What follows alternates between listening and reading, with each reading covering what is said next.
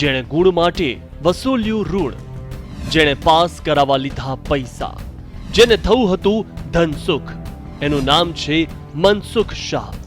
વડોદરાની સુમનદીપ વિદ્યાપીઠમાં 15 કલાકની મેરેથોન તપાસમાં પોલીસે મહત્વના દસ્તાવેજો કર્યા છે કબજે. પોલીસે વિદ્યાપીઠના પ્રોફેસર અને કર્મચારીઓની પૂછપરછ કરી અને મનસુખ શાહ સામે પુરાવા કર્યા એકત્રિત.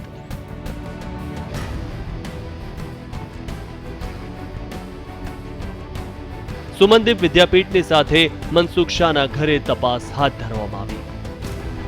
તપાસમાં મનસુખ શાહના ઘરેથી 1 કરોડની મિલકત મળી આવી છે, તો મનસુખના ઘરેથી સોના ચાંદીના દાગીના પણ મળી આવ્યા છે. BMW કાર મળી કુલ 1 કરોડની ઇન્વેન્ટરી જપ્ત કરવામાં આવી છે. સાથે જ મનસુખના નામે 22 કરોડની એફડી અને યુનિવર્સિટીના નામે 9 કરોડની એફડી થઈ હોવાનું પણ ખુલ્યું છે. સુમનદીપ યુનિવર્સિટીની વિદ્યાપીઠ બંધ કરવામાં આવી છે.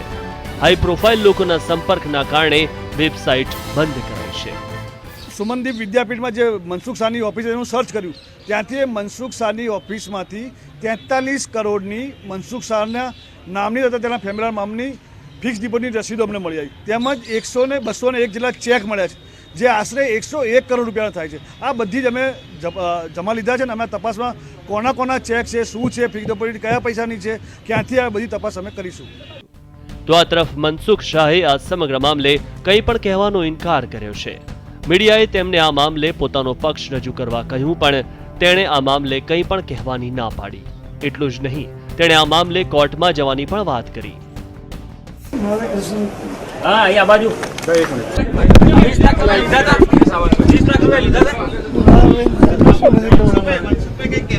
નો કોમેન્ટ.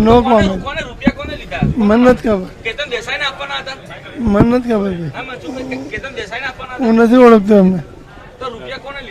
મને ખબર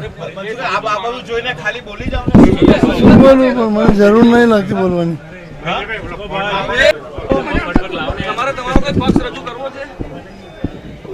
કોર્ટમાં કરીશ.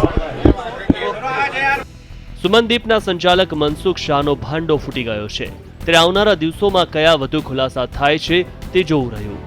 ફરીદ ખાન સાથે રવિ અગ્રવાલ, ETV ન્યૂઝ, વડોદરા.